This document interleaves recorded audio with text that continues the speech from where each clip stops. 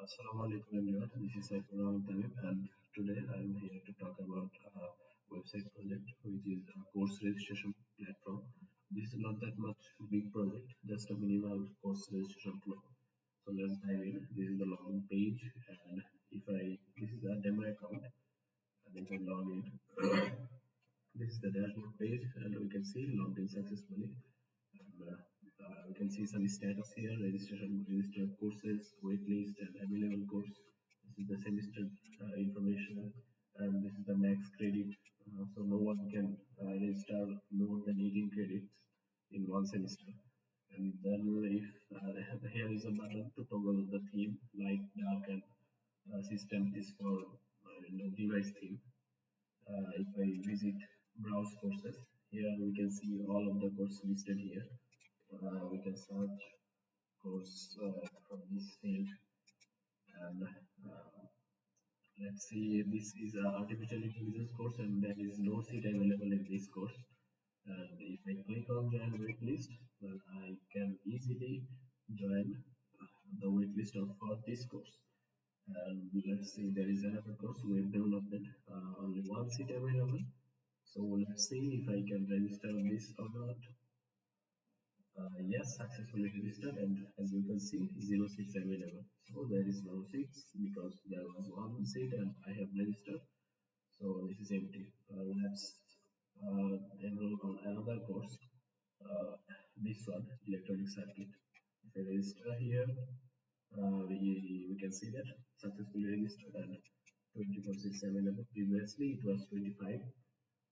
And if I visit my registration page, then we can see all the registered courses here: electronic circuits, web development, and this is the course code, and software engineering. It was previously registered, and this is the schedule of the course: Wednesday 9 a.m. And if I go to my wait list, then I can see the waitlisted course which I have registered, waitlisted. And this is the profile page. Here my names and the department name, some academic information, and here is a button to reset all the demo data. If I click on this button, then all the registration and wait listed will be resetted so that I can showcase the demo again using the same account. So this is the reset button. Let's look at the code here. As you can see, here is the code running in my local machine. This is the, I think, this is the public page. Let's go to the dashboard page. This is the dashboard layout with some welcome and status. This is the model. Actually, we have used Next.js, which is a React framework for front-end development. And for the CSS styling, we have used Tailwind CSS. And the UI design is from Sharks here, and the icons is from Lucid Icon. If we go to the package.json file, then we can see all the dependencies here, what we have used, what is the versions of that files, that dependencies. And this is the global CSS file.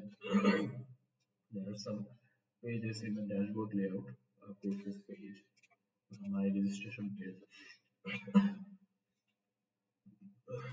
the profile page, and waitlist page. So these are the page in JavaScript, or we can say React. I have followed some best practices with use, as this is all the not for SEO. This website is not for SEO or no need for SEO, search engine optimization.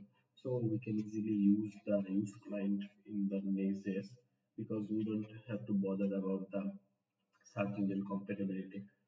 So we can use client and we can use the React hooks without any tension. So this is the code. I will share the code using the GitHub, and I will share the GitHub link in the description. And I will also try to deploy the website, and I will share the link. eventually. So thank you for watching.